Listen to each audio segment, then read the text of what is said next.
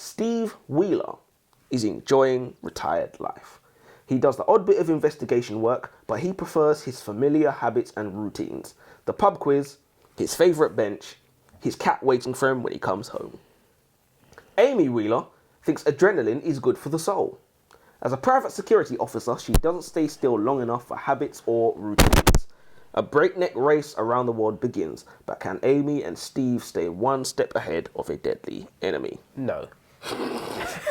Pause this video right now. Go and read We Solve Murders by Richard Osman. And when you've read it, you can join us for the discussion. Or you could join us anyway, because we're going to tell you all about it. My name's Elijah. And I'm Joseph, and welcome to the Aisha Library. So, what did you think of the book? I quite liked it. I think I like this author. Really? I think to say I like things about his writing style. Let's not. I like certain things about his writing There you style. go. I think if you read the book, you can't go wrong. I mean, like, you're going to get a story. You're going to get something that's easy listening, and you're away. But when we get into the nitty gritty, he's got these same errors or the same problems in this book, which is what he had in the last book. Yeah. So overall, I mean, let's just say, what would you give it out of 10 then? 10. Or 5 then? I was about to say 5 out of 10, first of all. So you'd say 2.5 out of 5. Well, you have to. I think you have to. You can't. 3 is too high. No, but you can't 3 just, is too you high. can't say I wouldn't give it 5 out of 10. Yeah, no, just now I'm going to give mathematically you it have 4 to. out of 5. Do you know what I mean? You can't do Mathematically, that. you have to. I mean, are these things based on maths, or are they just based on which is? Well, look, okay, all right. Tell me the one biggest problem you had with the book. I thought it was extremely slow to get into the actual plot, and we didn't even really know what's happening until like 30 chapters in, which is insane. And even the plot was a bit. Yeah. I think it's one problem, too many characters. That is actually That's what I think. And it's the same problem with the last book. Yeah. Because Exactly. even in the end of the book, there was like a whole new. Yeah, no, it was crazy. That's the problem with him. He does But- no character building and too many characters. His strength as a writer is in his characters, though. So it's a very difficult trap to get out of. Because what people love about this guy's writing is his characters. I like how funny he makes his characters. Yeah, but etc. All right, let's get into it. We're not impressed. Wait, how many points you got? Because I got 8. I got 9, so I'll go. So, my allergies are killing me, babe. Rosie, one of our main characters, is basically one of those women that's decades past her prime, but she still tries to keep herself looking good with a full face makeup all the time. In one of the first scenes, when she's being introduced to us, she's in the pool talking to Amy, another main character. She says to Amy, "I always like asking people, what do you dislike about yourself?" Amy replied, "My nose, don't like it, just looks wrong." Rosie says, "Get it done. Life's too short to live with something you don't like. Famine and poverty is a problem, but noses aren't a problem." And it's funny because I agree with Rosie. Well, partly. Noses aren't a problem. Suck it up. Sniff it up. As Rosie says... Sniff what up? You know, we don't condone drugs, you know guys. what I'm talking about. As Rosie says, famine and poverty is a problem. There are people without limbs or roof over their head. No matter how shit you think your life is, there is a person or people who will trade lives with you in an instant. Absolutely. There are people whose whole family have been wiped out by a bomb. Yeah, they are the only one left. And you think you've got problems? There's people dying of sickness in the cobalt mines. They'd be like, your girlfriend cheated on you? That's your bigger problem? Done. Switch. Let's go. You know what I mean? You don't You don't like your nose? Done. Switch. And in your case, Joseph, you're addicted to getting pegged by your girlfriend? Done. Switch. No problem. That ain't a problem. I'm the guy who switched. His life was all right. He still switched. But yeah, his book was filled with quite a bit of indoctrination, to be fair, like most books are. Yeah, I'm on the hunt for it. I'm on the hunt for indoctrination Oh, wherever what? I find it. Because I'm literally just like, if I catch any author in here trying to sell dreams or sell things that they saw on TV, because I said television is the biggest enemy to people in the modern day, because pretty much everything we learn, unless we read it from a book, we learned it from watching TV. You probably watch TV more than you see other parents humans. who learned it from TV. Who learned it from TV or who learned it from a book. This is one of those two sources anyways. And TV fills your head with all kinds of destructive ideas that you've never even questioned. You don't even know how they got in there. Destructive to society and to relationships. Exactly. And we don't even know it. We don't question it. We don't even think to question it. So we're in a chokehold, really. But yeah, I will be on the hunt for I will be on the hunt for indoctrination wherever I find out or eradicate it without mercy, without prejudice. I think I like Richard Osman. This book is actually quite funny. Despite my determination to make authors work their fingers to the bone for each nugget of praise, I find myself giving it up on the first date here. I'm a laugh slut. So one of the jokes was, Steve still reads about murder in the same way that a retired centre forward still checks the scores on Saturday afternoon. Obviously, as a football watcher, that joke appealed to me. Yeah. But I thought it's easy to see why this guy's books are appealing to people, because everybody who rates his books highly has the same thing to say. You know, the dry wit, the eccentricities of the characters. I don't even know if eccentricity is the word. They all like the same things. Pretty much everybody likes the same things. And I thought, yeah, it made me laugh. I have to admit, I did smile at some of the jokes. See, I actually think the opposite. I didn't find any of his funny jokes. No, I'm joking. But reading Richard Osman's books, it makes me believe that I can be an author. I don't think any of his stuff is groundbreaking. It's kind of like bog standard. Everybody kind of will enjoy this type of stuff. There's a lot of authors like that, though. A lot of them. Where you're literally like, wow, I could have done this. Yeah. There we go. The old credibility trick. Our author attempts to give our main character Amy some military credibility by referring to a super cool Black Ops mission in the Middle East. He name drops 12 hours in a Syrian pipeline, and our brain does the rest to fill in the blanks. It's genius. We imagine Amy with state-of-the-art kit, clearing out rooms and double-tapping jihadis, while simultaneously screaming, "Tango Dad!" or giving convoluted hand signals to her right-hand soldier who's covering her six. Yeah, no, you know what I mean? You know, this is all well and good, but why, oh why, Mr. Richard Osman, did you not give us that story? So why are we not because that? I must say, better. a shootout in a Syrian pipeline seems a damn sight more interesting than listening to some old flame who apparently doesn't even have the will to live anymore. Rosie tells her bodyguards that if somebody tries to kill her, then don't bother diving in front of the bullet and to just let her die. I would have quit right there. What am I doing here then if you don't even want to live? What do you need a bodyguard for? Yeah. But yeah, oh my God, I would have 100% read that in 2 seconds. You know what I'm saying? Flat. So I mean, it was a nice little credibility tactic. What, she's putting the paint on like this? Like, come on, don't piss me off. Rambo settings, yeah? Come on, man. Tying the whole thing. I want all of that. Yeah. Everything. Tango Dad. Target neutralized. You already know. Richard Osman has colourful characters. When we read the last book by Osman, we noted the life in the characters, but especially Douglas, the MI6 agent. Exactly. Here we have Amy, a high-profile bodyguard who works for Maximum Impact Solutions, which I thought he went over the top trying to name this close protection service or whatever. I didn't like it, though. Whose best friend is her father-in-law, Steve, the aforementioned, Steve, who runs Steve Investigates, his own investigation firm. At the moment, the plot is non-existent, 8 chapters deep. I'm giving it time. So early on in the book, and like I said, it wasn't really until like 30 chapters in, or at least nearly 30 chapters in, that we actually knew where the plot was even gonna go. And still, the plot was loose. Exactly. So loose, for the time that we actually waited for it, it was too little, too late. So early on in the book, it was literally just characters living their lives. Same thing that's normally. So I want to say that the plot was so loose that I would even say that this was a character-driven book, even though the characters were barely even. It was. You know what it was? It was, let's see how Steve and Amy interact, because the plot was just. It wasn't like, okay, they have this, then they need to do this, they need to do that. It was not that. They were like, oh, we need to fly to different countries because why? Yeah. Around the 180 days. Yeah, why not? We need Steve to come to America to help me out. Why? And Rosie's here to say stuff. Yeah, exactly. It was a character-driven book that masqueraded as a plot-driven book, which I don't know why he did that. And I don't know if I like that. And everyone loves it as well. So do we really understand literature? Well, I don't know. Some people did like it, but a lot of people said this isn't what we expect from Richard Osman. There's a lot of people that said, "Oh, this isn't like the stereotypical," or should I say, this isn't his work, sort of thing. Do you know what's funny? He's a little bit like J.K. Rowling. So, for example, J.K. Rowling is regarded as like one of the best writers of the 21st century, etc. She sold so many books. She's like sold Bible level of books. Talking of, you know what the number 4th most popular book right now is? What? Philosopher's Stone. Oh, is it? Right now. Do you know what's funny? You know what the 8th most popular book is right now? What? I think it's the Prisoner of Azkaban. That's insane. These books are so old, and they're the most popular book right Exactly, now. they've stood the test of time. But guess what? Name another thing J.K. Rowling's written other than Harry Potter. Do you know what I mean? Like, sometimes a writer catches at what they catch that sweet surf, they catch that one thing that they did, and they ride that forever.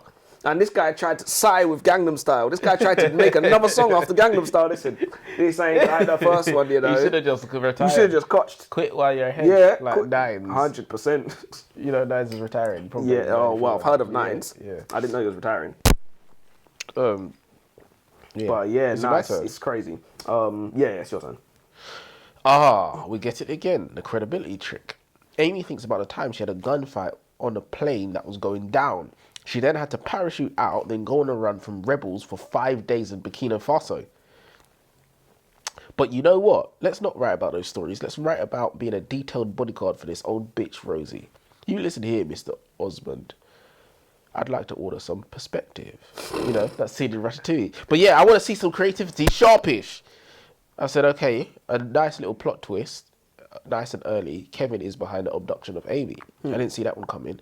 It would have been nice to see to have some interactions with Kevin beforehand, because we didn't even see Kevin. Because then we would get the Then shock we'd be factor. like, oh my God. You know what I mean? Not our Kevin. Yeah, it's a Yeah, tap we in. didn't really But we didn't get none of that. 100%. You're actually definitely right when he keeps bringing up these super cool missions. We're like, why are we not reading about this? Seems way better. And in addition, I think it's a bit cliched because, like, does any of her missions happen in any countries that are, like, well known or anything like that? Any countries anybody's been to? Because, like, Burkina Faso, really? Yeah, I don't even know Like, what that is. really? Where is that? Africa? Is this a Mission Impossible movie? You know, Where Mission you're Impossible from? movie would it? You know, Mission Impossible movie will be like, yeah, the beginning scene we're in Chechnya or wherever. Yeah, Like, or like, why are we in? Why are we not in London, for example? Yeah, exactly. I just feel like it's trying too hard to like make her seem like this exotic G'd up, agent. but That's too she G'd didn't up. listen. She didn't do anything in the book. She didn't do no. Apparently, she was this bad man. Like, you know, hand-to-hand combat. Yeah. Because when Kevin had her at gunpoint, she said, "Listen, I know you're trying to talk me down. I know you're trying to get close to me. Put the cuffs on," sort of thing. But we never saw nothing from her at all. We didn't see her no hand. Yeah, she it's didn't ridiculous. flick no man up. You know, You gotta do nothing. something. Yeah, judo throw, Seonagi, something. We didn't see nothing. Not even a little bit of choking. Wait, what? The daughter did it. Just as an example of the kind of work that Steve does, he was hired by a woman to find out who was stealing from her shop. Instantly, Steve goes, "Your daughter did it." He then proves this with a hidden camera. The girl Molly admits to needing the money because a girl at school was bullying her on the internet. The internet? This is where I kind of lost where the plot was going, because I said, you stole £300 in cash from your mum because you were bullied on the internet. Switch your computer off. Like, I just thought that was ridiculous. And also, But it was masterful, or should I say clever, how the writer got us to be on the girl's side immediately from that.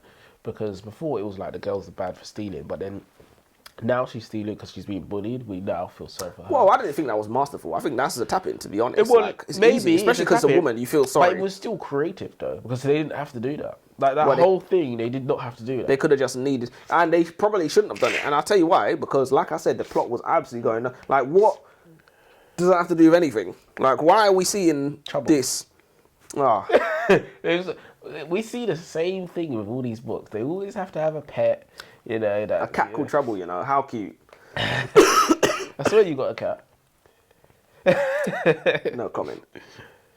It's my turn. Yeah. The book reads, Adam offered to do a lie detector test to answer any questions she wanted. That's how she knew Adam would never cheat on her, and that's how she knew Adam loved her. As far as indoctrination goes, Yes, just got to be the maximum, innit? it's not. No, I was gonna say, as far as indoctrination goes, it's not terrible. No, it's the maximum. But just because somebody allegedly will not cheat on you, that doesn't actually mean that they love you. But if we can agree on that, then surely by the same token, it doesn't mean that if somebody is capable of cheating on you, that they You sound like a don't cheater, love you. Elijah. You sound like a cheater. That's what a cheater would say. Guilty. You know what? That's what. You know that's what. There's probably if we are lucky to have a bunch of women watching this video right now, they will definitely be saying, yeah, that's what cheaters say. 100%, 100%. Because loads of people, they switch off. You start making sense. You say something they don't like, their brains switch off, and they're like, I'm waiting for you to stop talking so I can tell you you're Exactly. So, am I right? Cheater. wrong. I think if it is the case that You can't have one without the other. You surely. definitely can't have one without So the if other. you That's the agree only for thing we one- know for a fact, that you can't have one without the other. So that's why I baited everybody into this. Cause Yeah, because it's like we want the first one, but we don't want the second one. Which one do we want more? We'd rather have neither or both. I personally think it's both, because like at the end of the day, like relationships are very, very, very, very specific things, and But it's like the it's the details matter. So I don't care if a girl loves me. If you cheat on me, I don't. oh, Want she's you. gone, Yeah, but I don't care if she's you out. love me. She's Yeah, out the door. later. Yeah, yeah. and obviously there's more reasons for this. It's not the topic of this video, but suffice it to say that I think you can love someone to cheat. I definitely think you can love someone to cheat. I do it all the time. I joke it. But yeah, of course you can. I genuinely really can. But there's a lot of women out there that will be like, oh, if you loved her, you wouldn't do that. Right, which is Sort of obviously thing. indoctrination, Which is as we know. indoctrination. But one thing I will say is, Amy and Adam's relationship was actually something quite different. It was creative. They didn't love each other in the fairy tale sense. It was actually something deeper, something that felt more committed, you know. Which we don't really get that from stories.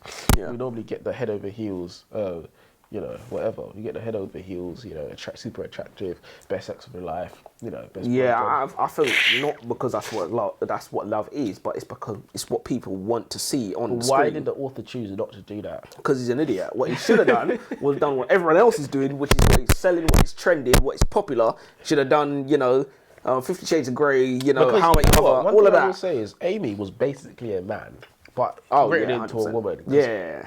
she doesn't want to settle down. She's not interested in like the relationship type of lovey-dovey stuff. So she's basically a man, but he's written her as a woman just because. Yeah. I don't know why. I don't know, yeah. I agree with that. She seemed Yeah. like a man, to be honest. She's basically she seemed a like man. Like, she's best friends with her father-in-law, whatever, getting pints with him on the weekend, whatever they was doing, like, just seemed like really bromance sort of thing going on No, with yeah, Steve. yeah. A proper bromance. Yeah, you're right. You're right. I've just rolled my eyes. So an ex-Navy SEAL turned hitman has been sent to assassinate Amy on a private island. Did I mention that Amy is on the island guarding famous writer Rosie D'Antonio, who is also being hunted by an assassin for unrelated reasons? That's already a lot to swallow, pause. It's already a lot to get down, right? There's more coming. Anyway, as his hitman is about to pull the trigger and waste Amy, Rosie hits him on the head with one of her Oscars, and they trap him inside Rosie's panic room. Lame. I can't imagine hitmen come cheap. If I hire a hitman who's an ex-Navy SEAL to take care of somebody and he gets beat up by a writer, he would not like what I have to say. So I just thought it was, we were really going to do the hits him over the head with the ornament from the shelf kind of thing. And I was literally just like, this book is pages and pages of cliches, isn't it? Like, I thought that was lame because it's like, you're supposed to be this big bad hitman. I want to see you kill somebody. Double tap. Like now. Do you know what I mean? I want to see you silence But this somebody. is the thing. I mean, we had a premise of two people being hunted. I mean, we didn't get much action. We didn't get much. Strangely. action. We got we got a scene or two, which was good. I think we'll speak about it later. But it wasn't nowhere near enough action in this book. I'm actually excited at the premise of a plot-driven book, but the problem is that the plot doesn't make any sense. We have Francois Lupe, who wants to frame Amy for some murders and then kill her. Pick a battle. You don't need to frame somebody and murder them. Do you know Pick what I one. mean? Like, come on. He wants to kill her in disgrace. Like, he wanted to finish her legacy forever. It's crazy. Then we have Amy, who's begging her father-in-law, Steve, to come to the USA because I need somebody I can trust. Why? And for what exactly? It doesn't actually make any sense why Amy needs Steve to come to America. She just keeps saying, I need somebody I can trust, as if that is reason enough. What exactly does she need help with? It doesn't make any sense. I think the story would have benefited much more if Steve stayed in London and he could have been jetting about, helping Jeff, getting into gunfights. You know, I think it would have been better for the story. Ex-police officer as well. We've got like the whole, back into action, etc., etc. Yeah. I'll show you young bucks how to do it, sort of thing. It was a tap-in. Why are you making him come to follow Amy around the Ridiculous. USA? It didn't make no sense to me. He needs to look after his bro, innit? Creativity, check. Originality, check. A criminal using ChatGPT to mask his identity is not something I've seen before. Yeah, well, bravo. It's new tech. Well, yeah, that's true, to be fair. So, Francois Lupe is a money smuggler who masks his identity by getting ChatGPT to rewrite things in various tones. And he also wants Amy dead. Why? We're not sure. plot is still a bit all over the place. So I thought it was an interesting introduction. So we see the villain Francois Lupe, and he's like, it's like he's writing in his diary or whatever. And he's like, ChatGPT, rewrite this as if I am a French nobleman or whatever. And then he would just start speaking like something really understand eccentric. the purpose of that. I didn't understand the purpose of it, but it was entertaining. What I'll say as well, it reminded me of. Do you remember when we read what was that Stephen King book with the short stories? You Like It Darker. You Like It Darker. We read You Like It Darker, and then Danny Coughlin's dream, the psycho police officer. It kind of reminded me of him a little bit because this guy is just going crazy, having fun with ChatGPT. What did he say? He said ChatGPT wrote Old Bean and he was just like, yeah, he's going so far. ChatGPT, whatever. He was just crazy. He's just going crazy, and it was very entertaining because psychopaths are always entertaining in literature. It looks like Richard Osman just likes the proper British type of. He's got to get that in the book. I've got a point about that as well. He loves it. He's a patriot. He's a patriot. He's a racist. He might not vote UKIP, but he sees Nigel's point. He fucking, you know what he does? He donates to the Conservatives. That's what he does. Goes drinking with them. As soon as the jet doors opened, the humid air of South Carolina hit him like the breath of an angry beast. Creative. It was a nice bit of writing. The dialogue between Steve and the passport control officer in the private airport was hilarious. Steve tried to build a rapport by saying to him that he's a private investigator, and then goes on to say, I'd love to see your tech and your camera footage because it gives me a kick. The customs officer flicked down his sunglasses and said, Sir, are you on drugs? And he went on to say, I hope you don't think we're having a conversation. Like, rude cunt. Yeah, that's crazy. That's crazy. But that whole scene was actually genius. Steve was playing that man like a fiddle. He was saying outlandish things to get himself sent into the back room for a full body search. But yeah, so that was the one part where Steve was actually useful. And if we had the rest of the book filled with these things 100%. That only Steve knows how to do, because 100%. He was playing this man, and he got Carlos onto his side to the point where Carlos was calling him up, saying this, that, and the other. So if we had more things like that, then we could say, fair enough, Steve was actually useful. But apart from that, what's the point of Steve? Crime to have an ex-police officer like Steve, who clearly actually knows how to get shit done, because he runs his own investigation firm. Like we said, somebody called him who's stealing money from me. He looked at it, he said, it's the door. Trust me, the door. Obviously proves it as well. Yeah. So we see he's competent at his job. And he loves it as well. He loves it. He lives for it. Yeah. So he denies that he loves it though. That's the thing. Yeah, of course he does. But he was like, if I was investigating this, I would look here for that, but I'm not. Yeah, it's a crime not to get more out of him. Like, we want to see, like, you know, when you watch BBC Sherlock and we see this guy doing the He said most. When you watch BBC, I was like, how did you know? He's on to me. The jig is up. Yeah, the jig is up. He's on to me. I thought I could my search history. Oh, man. Yeah, obviously not. Obviously not. But yeah, you watch Sherlock, you see this guy doing the most absolute madness when he's doing deductions and stuff. That's kind of what we want when we see detectives. Yeah. We want, like... Why didn't they fucking do that? Have Steve just fucking... Insane. Do you know what? The funniest thing is, because the BBC, they took the piss, though. They took the absolute... He was doing things like it's not possible for a human to do. I remember, it was so good, I had to show my dad. And he was like, yeah, that's fake. He was like, bullshit. He was like, no one could do that. And I was like, they explained how he does it, though. Yeah, that's exactly what I said. My dad was having none of it. It was none of it. I think the napkin, instead of it being like that, it was like that a little bit. Like the corner of the napkin, he was like, well, I can tell that, you know, because of the sun. Nah, that's what it was. You know what it was? It was on the wall. Yeah, on the corkboard. Because of the way the sun comes into the room, and he said the paper would be faded like a different. I said, you're mad, man. You're a sick man. My dad said, you're sick. Fuck off. You're sick. You're sick. You're sick. He was like, because of the dust on the bottom of his shoes, I could tell that he was at this. You're a sick man. Yeah. No, but that's what we want, though. That's what we want. I need to go back and watch. We want more of that. Benedict Cumberbatch has been typecast. Oh my God. He has to be a clever so-and-so. But that's crazy, because people always say this. He was Smaug in Lord of the Rings. He was a dragon in Lord of the Rings. His acting range is actually, he's got quite... He was in Lord of the Rings? Not Lord of the Rings, sorry, The Hobbit. Oh. You know, the newer version of it. Yeah. The Dragon Smaug, he played the voice of it. So he has quite... It counts. He's got like he's got somewhat of a range. No, he was in Imitation Game. He was the same kind of clever cloaks kind of thing, but he was less cocky. He was less arrogant. Oh no, he wasn't cocky at all. You know, Sherlock is kind of like, I'll tell you about wanna your mother. slap him. Do You you know what I wanna mean? He slap said, I'll tell you about your mother. I was like, by the egg on your face. Yeah, no, it's ridiculous. He told that one police officer, he literally said, by the state of your knees, I could tell that you was at his house. You're wearing his aftershave. I was like, oh no. No, he was like, you're wearing his aftershave. And then he was like, and you must have been cleaning his floor by the state of your knees. And I was like, yeah, that's peak. That's peak. So you have to kill him. You have to shoot this guy now. Arrest him right now. Arrest him right now. Not having that. Blasphemy.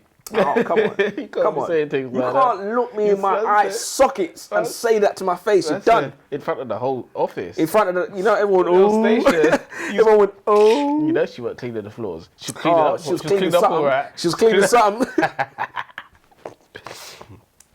She was taking souls like Shang Tsung, bro. I'm pretty sure it's yours. Yes, my turn. That was an interesting segue. Went way off topic there. Right. Some would say that Richard Osman is trying too hard to keep the story British. Constant references, product placement, all of it quintessentially British, keep cropping up in the story. So there's drinking of gin and tonics, which is arguably the nation's favourite libation, trips to the restaurant The Ivy, the crisps Monster Munch. I think there was even a mention of a Greggs. Yeah. I don't hate it, I just wonder if it's done on purpose. So this is something that I saw people talking about reviews as well. People talking about, but mostly it was positive. They was like, oh, we love how British the story is, etc., etc. Bringing up places that you would see while you're in Britain, bringing up British products. I felt like he put too much of an emphasis on it, maybe, because it's like, is Britain supposed to be one of the characters in the story? Yeah. It's not only is it not necessary, but it's alienating the rest of the world. Because Exactly. these Americans haven't got a fucking Clue what Greggs is. How did you know I was gonna say that? Because I watched the video. I watched the video, and they were like, "What's a Greggs?" Like, why would they know what Greggs is? Why would they know? We don't. When we say Greggs, we don't think of it as somebody's name. Yo, yeah, no, of course not. It's They're Greggs. like, Greggs? They're like, who's Greg? They're like, who's Greg? Yeah. They're like, what does that even do? You know what I mean? Yeah, see, like, we look at Walmart and it's like, I was about to say Walmart. sell guns. And and orange juice and all manner of things. Guns and orange juice, you know what I mean? All manner of things. But here's the funny thing. When we watch TV, so much of what we watch on TV is American. We have a much better general understanding of what's over there. They have no clue. They have no clue what's over there. The UK is a tiny island. Yeah, exactly. It's tiny. It could fit in one state, so they genuinely have no clue. It could fit in Texas like 50 times or something stupid like that. Something stupid like that. It's something stupid like that. The whole UK. Bro, in US, they fly from the US to US. Like, that's basically unheard of in the UK. It's just not big enough. So, we roughly know, I know Walmart, I know Target, I know, like, obviously Popeyes, but Popeyes is over here now. But they ain't gonna know what Greggs is. You think if you said to them, like, yeah, CEX, they're gonna know what that is? Like, come on, don't be silly. Don't be silly. Poundland, don't be silly. So it's you know, Americans are just gonna switch off. Everyone from other countries, they're just gonna switch off. Unless they even Tesco, they're not gonna know what Tesco is. Some of these Americans that like the Queen and the royal family and stuff like that. There can't be that many of them though, surely. Probably not. The weirdos. The problem with this story is that there are too many characters. Francois Lupin, Max, we have the painter, Rosie's best friend, Carlos, Jeff's rival, Rob, Big Mick, Nelson, Eddie, Joe Blow, Bonnie. We even have Trouble. Yeah, that's insane. People wanted more of Trouble as well. People in the reviews wanted more of Trouble. I said, Jesus Christ. What do you want him to say? Meow. Like the fuck? Richard Osman is going to run out of characters, or at least names, for his long list of characters. I won't be the slightest bit surprised if he has to somehow write Jesus into the story. The abundance of characters means that the abundance of characters that don't actually seem meaningful to the story means that it's not easy to keep track of what's actually going on. All in all, this is a very average story. You know, so that was his problem. That was his problem. It's like, way too many characters, no fucking build up, no character building. Yo, I did like his writing though. He said, "What are you into?" says Felicity as she uncouples two tea bags.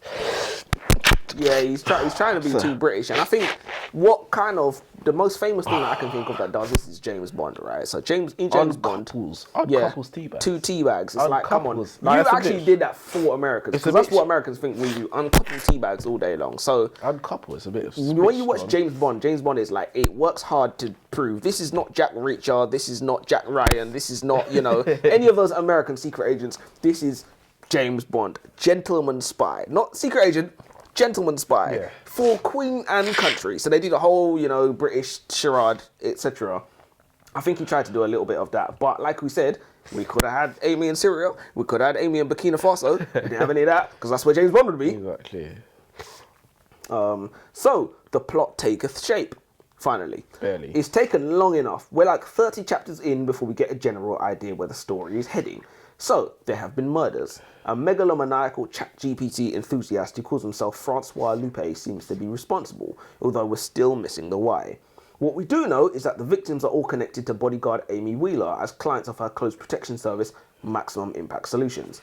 In order to solve the mystery, Amy and Rosie D'Antonio will team up with Steve, the retired police officer / father-in-law, and go off gallivanting around the globe. So that's basically the plot of the story. If I was going to write a synopsis, that would literally be it. Gallivanting with no aim. Gallivanting with well, some would say that is the only way to gallivant, with no aim. See what tomorrow brings. I think that's kind of the... Look, like I said, I amended my original statement when I said I like the story. I like things about the writers. I think it wasn't done the greatest, but it's a story. It's a story. Take it or leave it, sort of thing. There was a beginning and a middle and an end. Yeah, exactly. Even if the end was rushed and shoehorned and whatnot. But yeah, Assassins After Amy. I opened this book expecting to be reading John Wick or Neo fighting Agent Smith. Do you know what I mean? Especially after all these Black Ops operations that this Amy apparently has under her belt. And the one mission we got was this one, the one story we got. What this book has been the stereotypical jokey personalities and travelling. Lots of travelling. Finally, some creativity. Rosie uses her fame and massive following to track down Eddie, the bad boy assassin, which I thought was quite interesting because, she said, "Oh, I've got a fan that I want to thank. This is his name, right?"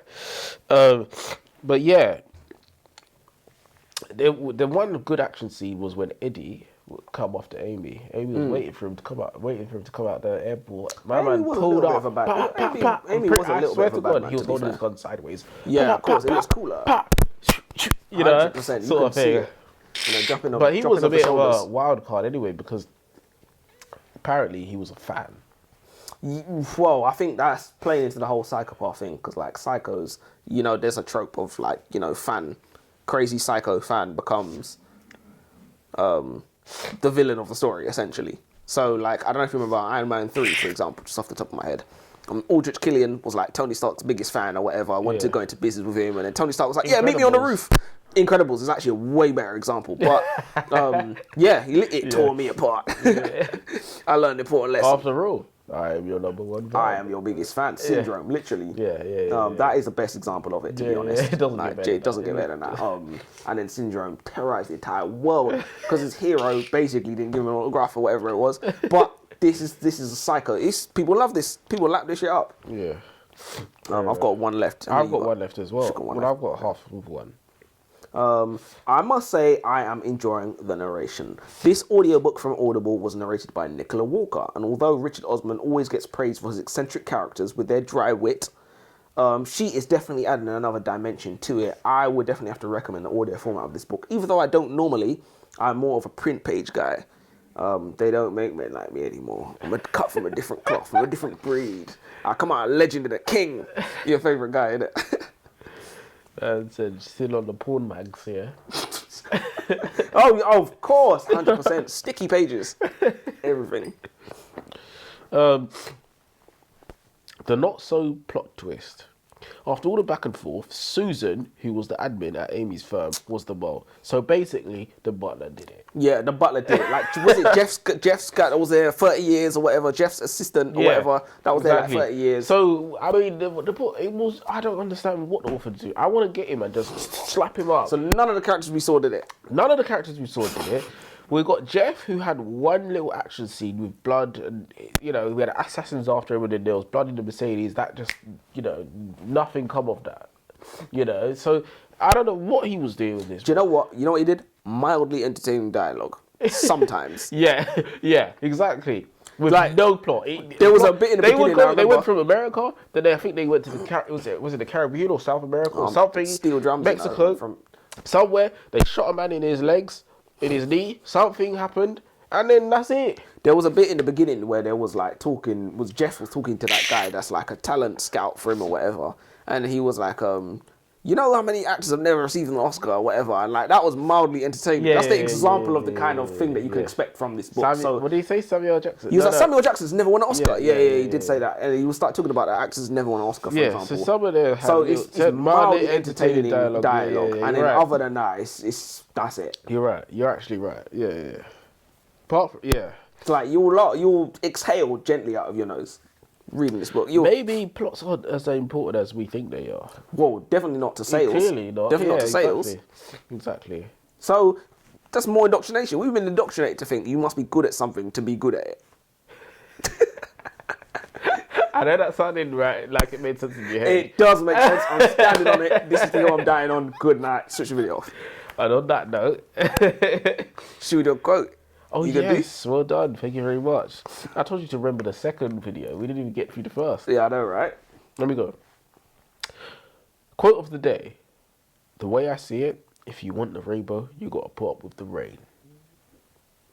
That's pretty good. I like that. Nah, that's pretty good. That's solid. Yeah, no, it's solid. That's solid. Let's see if you can beat that. And remember to say quote of the day.